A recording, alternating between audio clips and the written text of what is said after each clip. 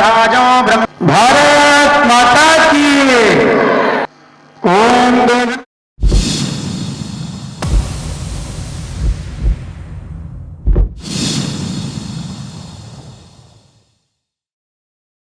Cutter Hindu ఎంత అంటే ఆమె ఒక మహిళగా ఉండి కూడా హైదరాబాద్ పట్టణంలో నిన్నటికి నిన్న ఏం జరిగింది కూడా మన అమ్మగారు చెప్తారు. ప్రియా చౌదరి గారు మాట్లాడవలసిందిగా కోరుతున్నాం. గట్టిగా చప్పట్లు, గట్టిగా.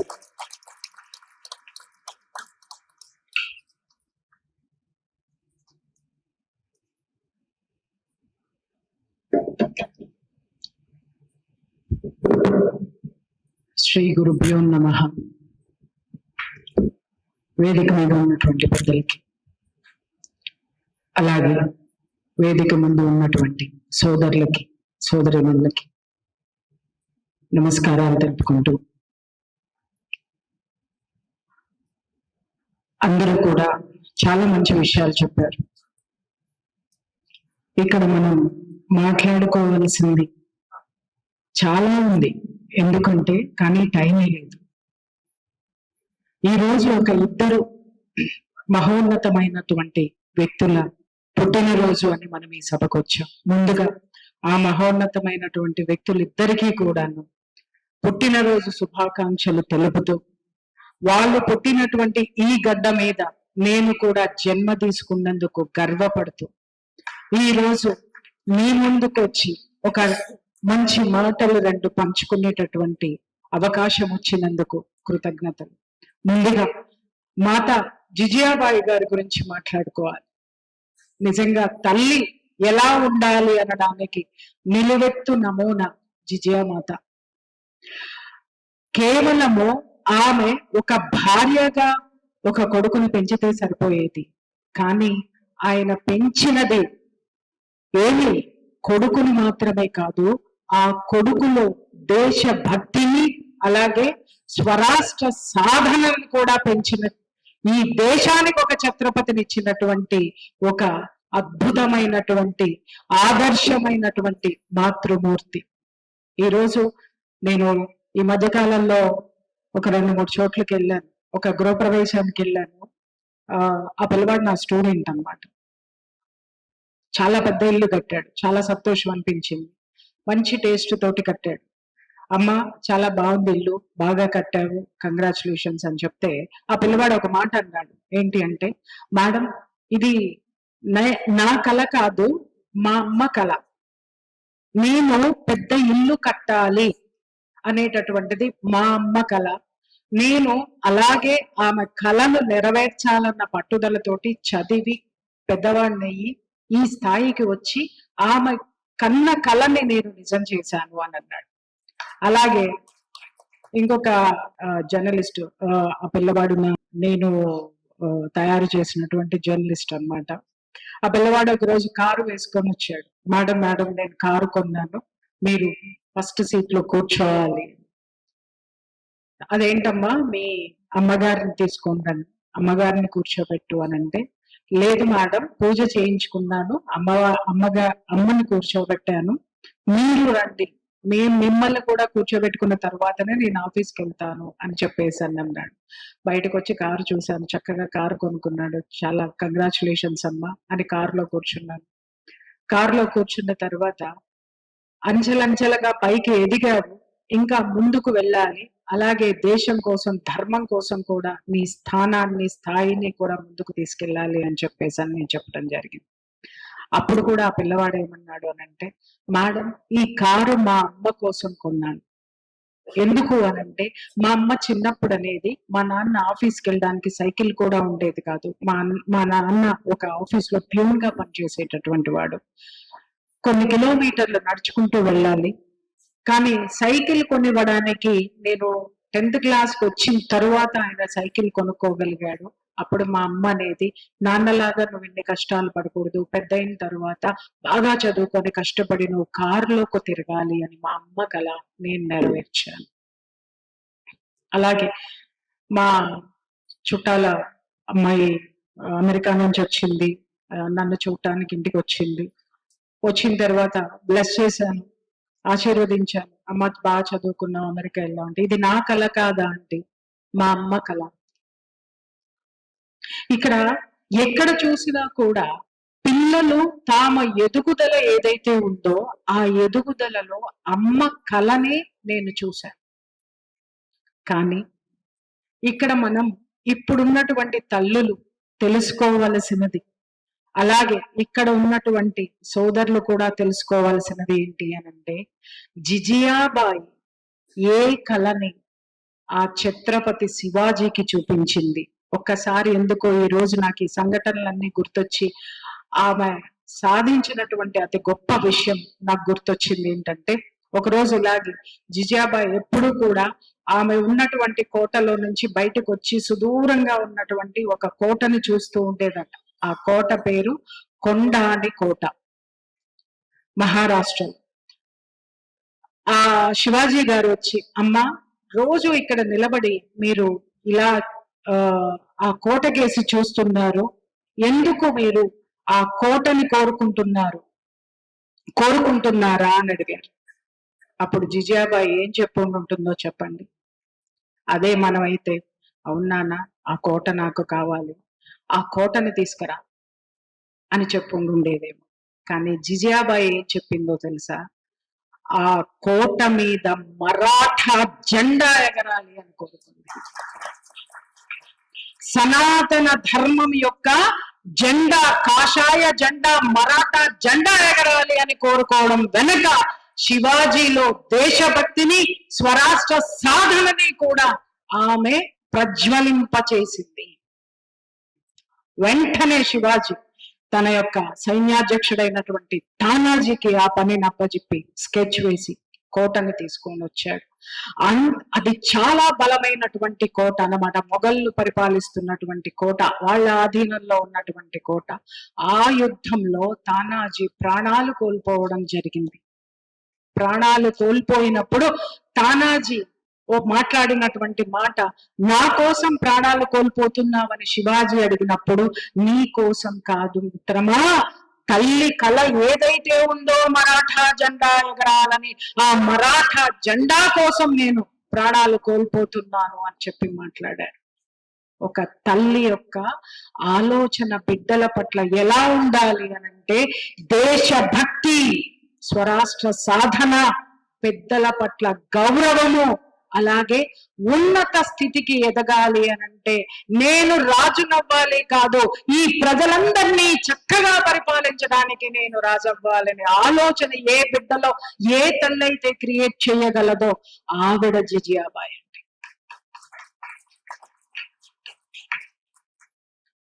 అలాగే వివేకానందుడు, నిజంగా ఆయన తలుచుకున్నప్పుడల్లా నాకు మనసు ఒక అద్భుతమైనటువంటి ఆనందంతో, గర్వంతో నిండిపోతుంది.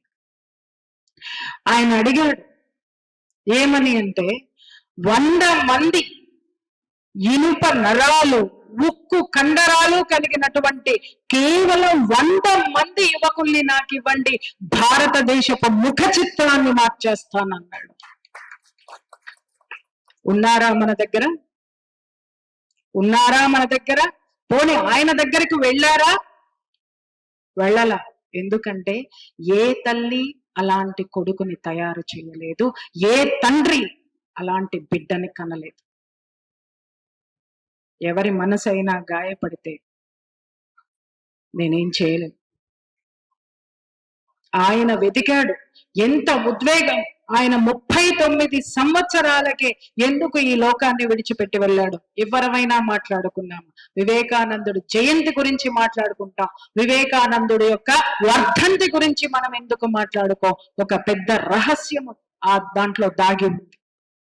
ఆయన నిరంతరము కొట్లాడేవాడు, తనతో తాను కొట్లాడాడు.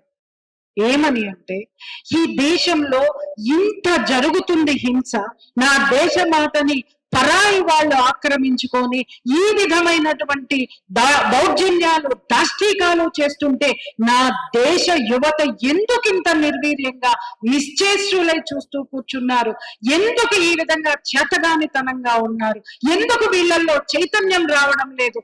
ఎందుకు వీళ్ళు దేశమాత కోసం, దేశమాత దాస్య శృంఖలాలు పెంచడానికి ఎందుకు ముందుకు ఉరికి రావడం లేదు అని ఆయన ఆలోచించి ఆలోచించి ఆలోచించి ఆయన తలలో ఉన్నటువంటి నరాలు చిట్లిపోయి ధ్యానంలో ఉండి ఆయన తుది శ్వాస విడిచి మహాసమాధి ఎందుకు యువత చైతన్యవంతం అవ్వలేదని ఆయన ఎందుకు బాధపడ్డాడో తెలుసా? చైతన్యవంతమైనటువంటి యువతని తల్లిదండ్రులుగా మనం ఈ రోజుకి తయారు చేయలేదు. మై డియర్ ఫ్రెండ్స్, ఈ రోజు బిడ్డ పుట్టక ముందు నుంచే ఆలోచిస్తున్నాం ఎంత పెద్ద స్కూల్లో వేయాలి, అలాగే వాడు డిగ్రీ అవుతాడో లేదో తెలియదు, వాడు ఇంటర్లోనే ఏ గ్రూప్ తీసుకోవాలో మనం ఇక్కడ ఆలోచించేస్తున్నాం. ఎందుకంటే అమెరికాలో ఏ ఉద్యోగం తెచ్చుకోవాలో, ఆస్ట్రేలియాలో ఏ ఉద్యోగం తెచ్చుకోవాలో, ఇంకెక్కడ ఏమి తెచ్చుకోవాలో ఇక్కడే మనం డిసైడ్ చేస్తున్నాం. ఒక మంచి మాట విందాము అంటే మనకి ఇంట్రెస్ట్ ఉండదు. ఎవరి గురించైనా ఒక గాసిప్ ఎపిసోడ్ నేను చేశాను అంటే కొన్ని లక్షల వ్యూస్ వెళ్ళిపోతాయి. కొన్ని లక్షల మంది ఏ హీరోయిన్ అలానో లేకపోతే ఇంకేదైనా మర్డర్ గురించో ఇంకా దేని గురించో మాట్లాడాను అంటే లక్షల వ్యూస్. అరే నాయన, సనాతన ధర్మం ఈ విధంగా కునారిల్లిపోతుంది, దయచేసి మనం ముందుకు వెళదాం, ఈ విధంగా జాగృతమవ్వండి అనంటే కనీసం 1000 మంది కూడా చూడరండి. గాసిప్స్ కి ఉన్నటువంటి ఓపిక, వాటి మీద ఉన్నటువంటి చిత్తశుద్ధి, అది చిత్తశుద్ధి కాదు, చెత్తశుద్ధి ఇక్కడ మన దేశం మీద లేదు. అంటే మన తల్లిదండ్రులు కూడా మనల్ని సరిగ్గా పెంచలేదు.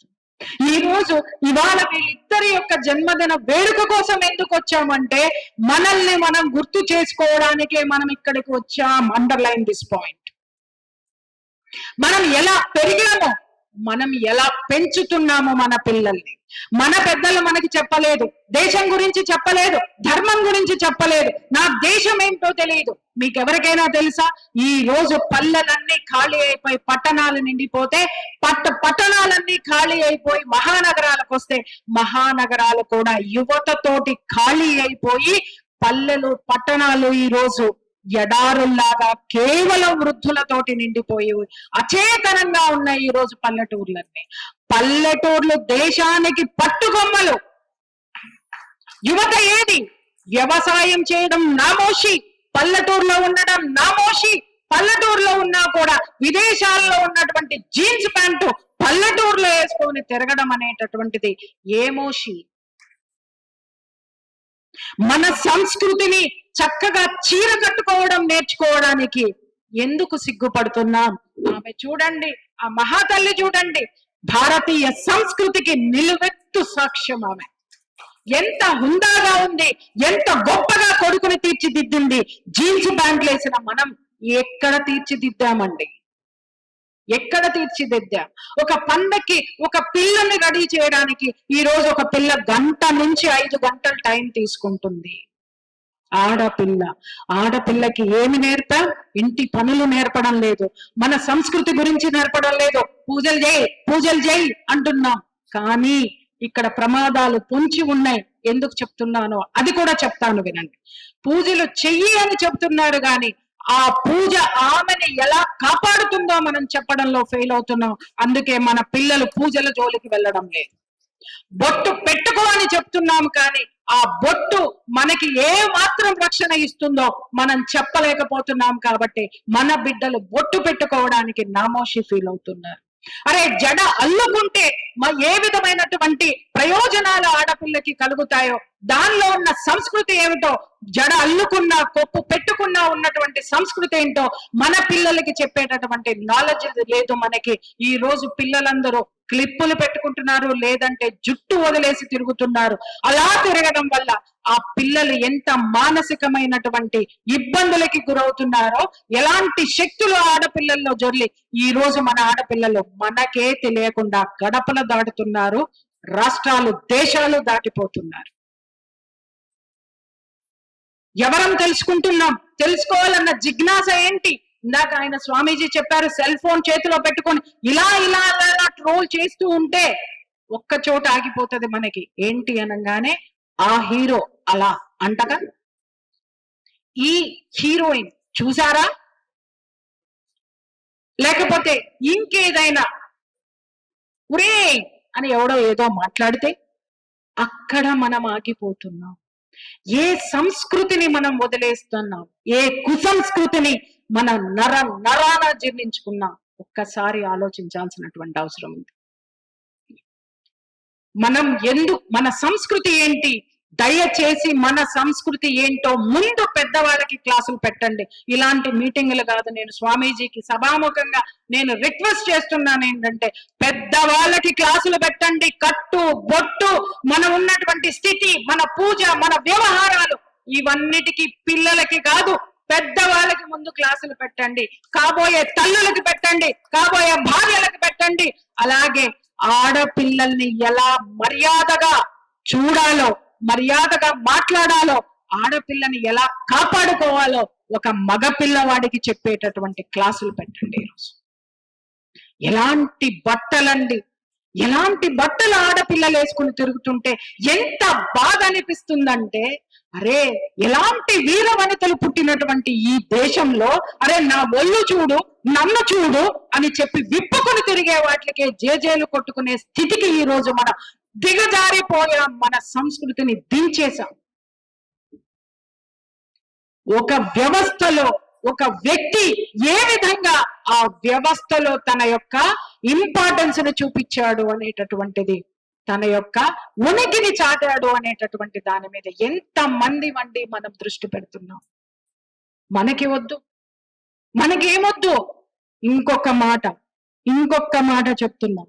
మీ సంస్కృతుల గురించి, మీ సంప్రదాయం గురించి, మన దేశం గొప్పతనం గురించి మీ పిల్లలకి చెప్పకపోతే, మీ పిల్లలు పరాయి మతస్థులని ప్రేమలు పెళ్లిళ్ళు అని చేసుకుని వెళ్ళిపోయి అక్కడ వాళ్ళ జీవితాలు ఎంత భయంకరంగా ఉన్నాయో మీకు అర్థం కావడం లేదు.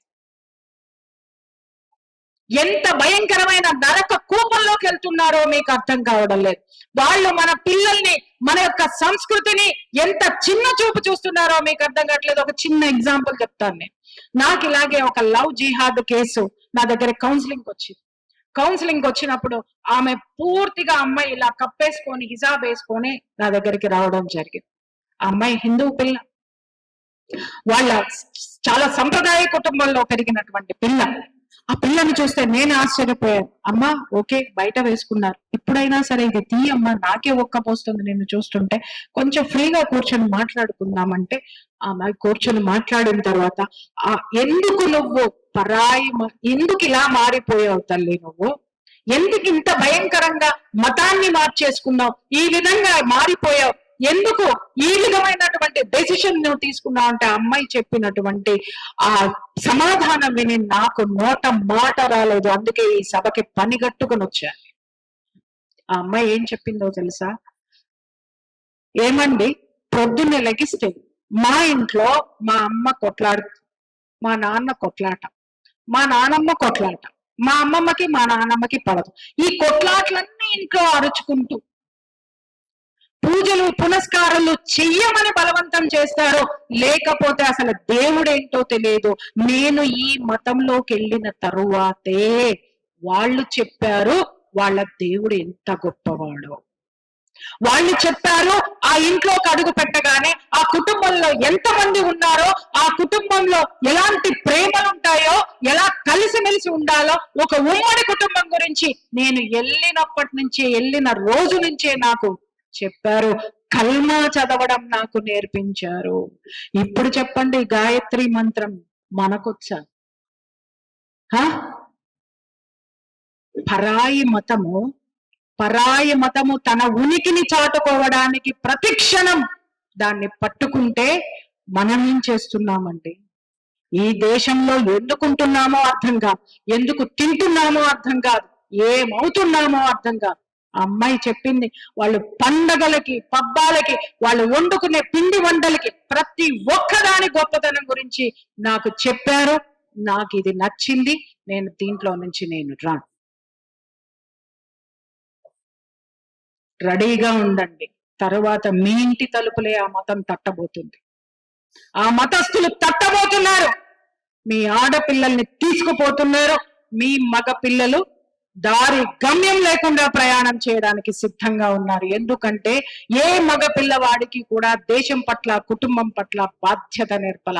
30 ఏళ్ళు వచ్చేదాకా కూడా 100-200 మనమే ఇస్తున్నాం, వాడికి రీఛార్జింగ్ మనమే చేస్తున్నాం. పరాయి మతంలో చూడండి, వాడికి 10 ఏళ్ళు రాగానే వాడి పనిలో పెడతాడు, వాడికి డబ్బు విలువ తెలుస్తుంది, సంపాదన నేర్పుతాడు. ఇంట్లో నలుగురుంటే నలుగురు సంపాదిస్తారు, కానీ మన దగ్గర ఇంట్లో ఒకళ్ళు సంపాదిస్తే నలుగురు కూర్చొని తింటారు. శ్రమ ఎక్కడ నేర్పిస్తున్నాం మన పిల్లలకి? వాడు పోరంబోకులాగా, ఎందుకంటే వాడి కాయ కష్టం తెలియదు, ఏమీ తెలియదు. వాడికి 10వ క్లాస్ రాగానే ఖరీదైన ఫోన్ కొనిచ్చేస్తున్నాం. వాడు ఆ ఫోన్ లో చూసి పిచ్చి చేష్టలు చేసుకుంటూ, పిచ్చి కథలు చూసుకుంటూ, ఏ వేష భాషలన్నీ దాని నుంచి అరువు తెచ్చుకుంటున్నాడు. కానీ నట్టింట ఉన్నటువంటి సంప్రదాయాన్ని సమాధి కడుతున్నది పెద్దలం మనమే మనమే మనమే. మనం ముందుకెళ్ళాలి. పిల్లల్ని కూర్చోబెట్టి చెప్పండి, తాతలు మనవళ్ళకి మనవరాళ్ళకి చెప్పండి, అమ్మమ్మల మనవళ్ళకి మనవరాళ్ళకి చెప్పండి, అమ్మల పిల్లలకి చెప్పండి. ఒక పూజ తనని ఏ విధంగా కాపాడుతుందో చెప్పండి, ఒక సంప్రదాయం తనకెంత రక్షగా నిలుస్తుందో చెప్పండి, ఐకమత్యం మనల్ని ఎంత గొప్పగా ముందుకు తీసుకెళ్తుందో ఒక్క విషయం మన పిల్లలకి నేర్పండి. అందుకే తల్లుల తరపున ఆమె ప్రతినిధి అయితే, యువత తరపున నేర్చుకోవాల్సినటువంటి యువత తరపున వివేకానందుడు మన ముందు ఈ రోజు సాక్షులుగా ఉన్నారు, సాక్షిభూతంగా నిలిచారు. లేచామా, తిన్నామా, పడుకున్నామా, తెల్లారి. మళ్ళీ లేచామా, తిన్నామా, పడుకున్నామా, తెల్లారి. యూట్యూబ్ చూసుకున్నామా, చూడండి. జ్ఞానం ఏముందో మీ సంస్కృతి గురించి తెలుసుకోండి. పిచ్చి పూజలు ఒకటి చూస్తారు, పిచ్చి కథలు ఒకటి చెప్తారు.